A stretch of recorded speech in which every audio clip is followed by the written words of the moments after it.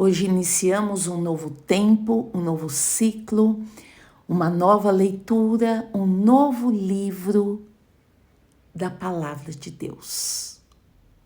Provérbios, livro de Provérbios, Provérbios de Salomão. Por 31 dias, são 31 capítulos, por 31 dias aprenderemos, oraremos e nos dedicaremos à sabedoria que vem do alto e em nome de Jesus, o Senhor derramará sobre nós, sobre as nossas vidas, mais sabedoria. Amém? Provérbios 1. Provérbios de Salomão, filho de Davi, rei de Israel, para se conhecer a sabedoria e a instrução, para se entenderem as palavras de prudência, para se receber a instrução do entendimento, a justiça, o juízo e a equidade, para dar aos simples prudência e aos jovens conhecimento e bom siso, para o sábio ouvir e crescer em sabedoria e o entendimento, e o entendido adquirir sábios conselhos, para entender provérbios e sua interpretação, como também as palavras dos sábios e as suas adivinhações. Bem, o livro de Provérbios, como eu já disse, o livro da sabedoria. Provérbios é uma carta de um pai amoroso ao seu filho e também de Deus aos seus filhos espirituais. Bom, deixa eu explicar para vocês.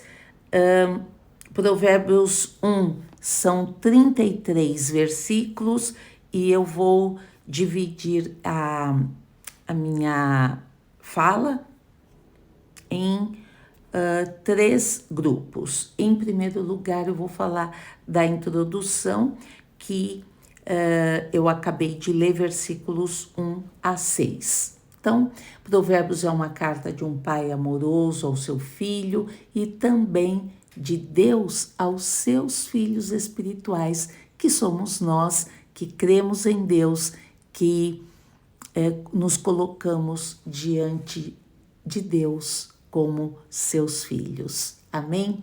Salomão foi inspirado pelo próprio Espírito Santo de Deus a nos revelar que a verdadeira sabedoria não está apenas em saber muito, mas viver bem diante de Deus.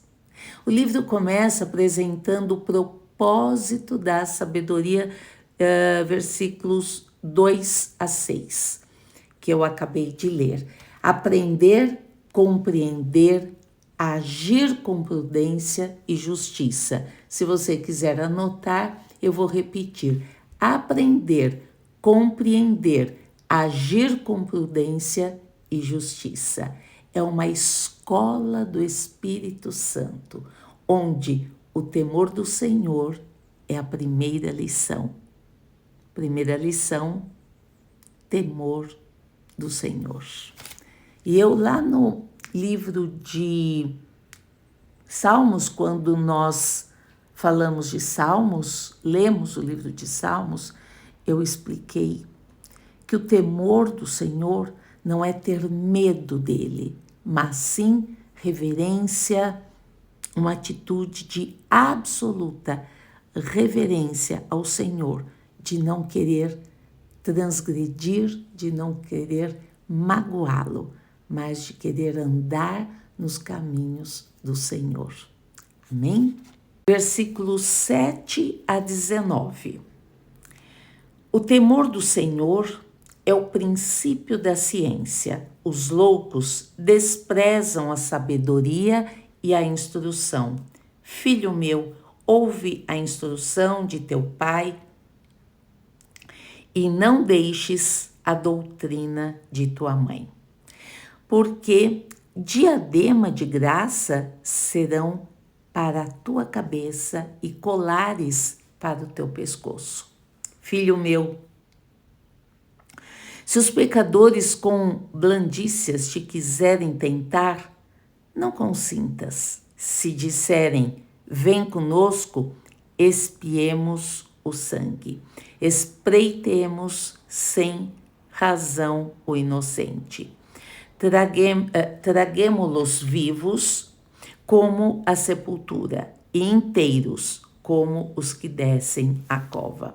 Acharemos toda sorte de fazenda preciosa, encheremos as nossas casas de despojos, lançarás a tua sorte entre nós, teremos todos uma só bolsa. Filho meu, não te ponhas a caminho com eles. Desvia o teu pé das suas veredas, porque os pés deles correm para o mal e se apressam a derramar o sangue. Na verdade, debalde se estenderia a rede perante os olhos de qualquer ave. Versículo 18. A estes armam ciladas contra o seu próprio sangue e as suas próprias vidas espreitam. Versículo 19. Tais são as veredas de todo aquele que se entrega à cobiça. Ela prenderá a alma dos que a possuem. Iniciamos essa parte falando do temor do Senhor no versículo 7. O temor do Senhor, como eu disse, é o ponto de partida de toda sabedoria verdadeira. Não é medo, mas é reverência, respeito santo e submissão à vontade de Deus. O tolo ou o insensato é aquele que rejeita a instrução de Deus e confia apenas em si mesmo. Todo aprendizado verdadeiro começa quando reconhecemos que Deus é a fonte de todo entendimento. E sem ele, o conhecimento humano se torna vaidade. O versículo 8 fala algo muito precioso. Filho meu, ouve a instrução de teu pai e não deixes o ensino de tua mãe. Salomão fala como pai, representando também a voz de Deus Pai para nós. A família é o primeiro ambiente de ensino e o respeito à autoridade dos pais. Respeito à autoridade dos pais é essencial para a formação do caráter da criança. Os pais que ensinam com sabedoria plantam princípios eternos e os filhos que ouvem evitam dores desnecessárias. No versículo 9, porque serão diadema de graça para a tua cabeça e colares para o teu pescoço, ele está falando da obediência e do aprendizado. A obediência e o aprendizado tornam a vida ornamentada de honra e beleza moral. Então vamos lá. A obediência e o aprendizado, né? Obediência a quem? Ao Senhor. E o aprendizado do que? Da palavra de Deus. Tornam a vida ornamentada de honra e beleza moral. É uma metáfora. O ensino dos pais é como uma joia, um diadema. Valoriza e enobrece quem a carrega, quem o carrega. A sabedoria torna a pessoa graciosa, respeitável, digna. E o temor de Deus reflete até na sua postura, até no falar e também no seu comportamento. No versículo 10, onde fala assim: filho meu, se os pecadores quiserem seduzir-te, não consintas. O que fala aqui? Aqui começa o primeiro grande alerta. Salomão reconhece que o mal atrai e há sedução no pecado. A advertência é clara: não consinta, não negocie com a tentação. A santidade começa na decisão de dizer não. Não. Não ao convite do mal. A desobediência nasce quando o coração dialoga com o pecado. Versículo 11 fala assim: se disserem, vem conosco, embosquemo-nos para derramar sangue, empreitemos ainda que sem motivos inocentes. A voz dos ímpios convida. Quem são os ímpios? Falei lá no livro de Salomão, de Salmos, desculpa. Quem são os ímpios? Aqueles que não vivem na presença de Deus e rejeitam a presença de Deus. Quando convida, vem conosco, vem fazer isso ou aquilo que não está no caminho de Deus, ou aquilo que está escrito na palavra, mostra como o pecado busca companheiros de destruição. E ele compara a uma emboscada e uma violência. O versículo 2 fala assim: traguemo-los vivos como a sepultura, inteiros como os que descem à cova. Explicação: essa linguagem é forte, os ímpios se deleitam com a ideia de poder e domínio sobre os outros. Querem devorar os inocentes, e essa figura mostra a crueldade da maldade humana. De que forma? Movida pela soberba e pela inveja. Quem se afasta do temor do Senhor se torna insensível. Quando o coração perde o respeito pela vida, o pecado já está completamente dominando. Versículo 13: acharemos toda sorte de bens preciosos, encheremos as nossas casas de despojos. Muito bem, aqui surge a motivação da aliança do mal. O lucro fácil, né? A cobiça é a raiz de muitos pecados, que leva o homem a comprometer seus valores por ganhos temporários. O mundo ainda diz: vale o que se ganha, mas a sabedoria de Deus diz: vale o que é justo. Ganhos ilícitos sempre trazem perdas espirituais. Versículo 14 fala assim: lança a tua sorte conosco, teremos todos uma só bolsa. O convite é para a união no erro. Teremos uma só bolsa. Simboliza comunhão nos lucros do pecado, mas também participação nas consequências. Participar da injustiça alheia é tornar-se cúmplice dela. O cristão precisa escolher com quem caminha, porque aliança errada leva ao destino errado. Pense nisso, porque isso é extremamente importante. O cristão precisa escolher com quem caminha, porque aliança errada leva ao destino errado. Versículo 15: filho meu, não te ponhas a caminho com eles, desvia o teu pé das suas veredas. Aqui o Pai, Deus Pai, não apenas diz não consintas, mas agora diz não caminhes junto. É preciso não apenas rejeitar o convite, mas afastar-se do caminho do mal. Não basta recusar o pecado, é necessário mudar de direção.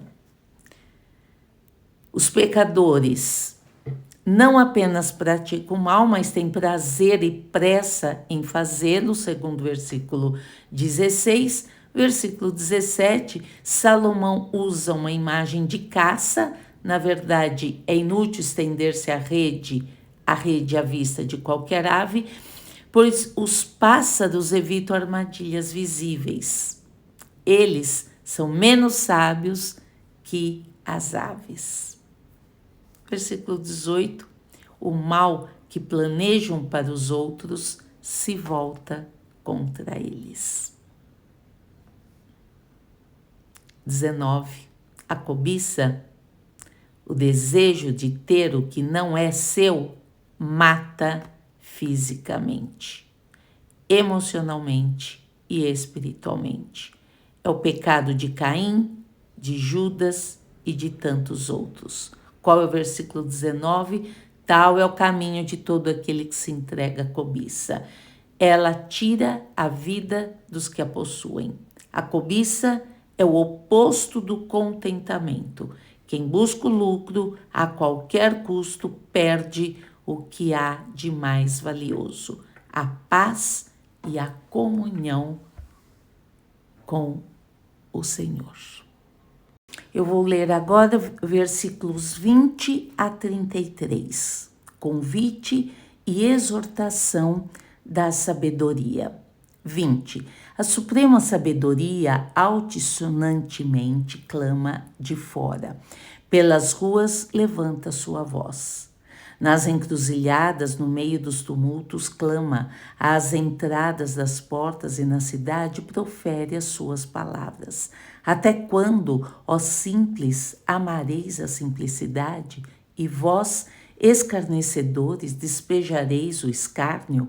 E vós, loucos, aborrecereis o conhecimento.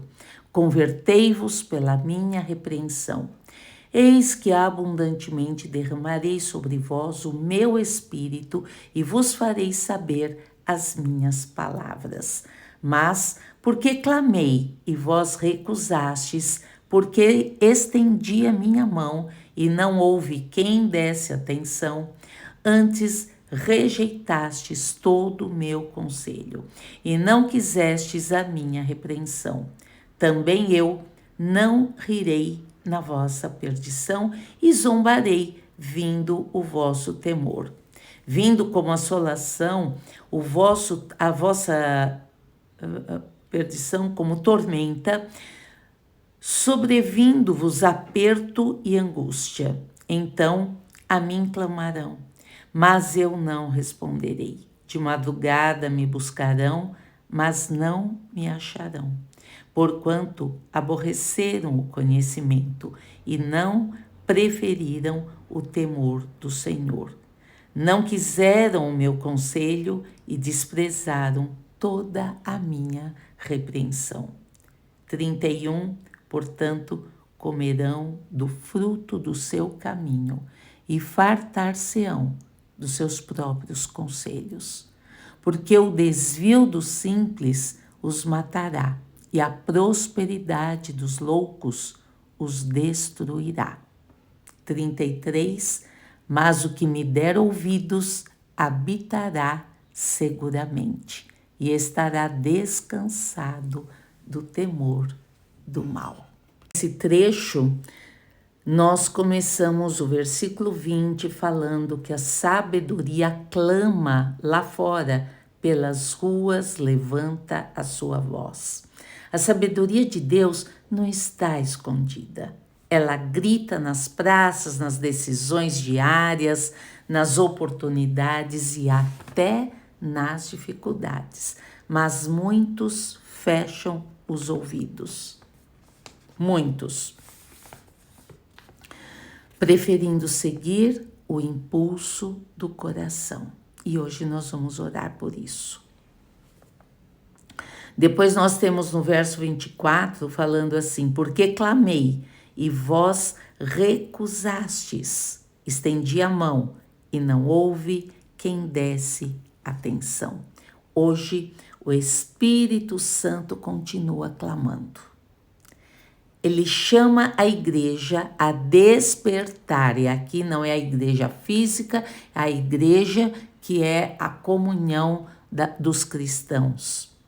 Ele chama a igreja a despertar, a buscar discernimento e não se misturar com o sistema do mundo. Eu vou lá para o versículo 28,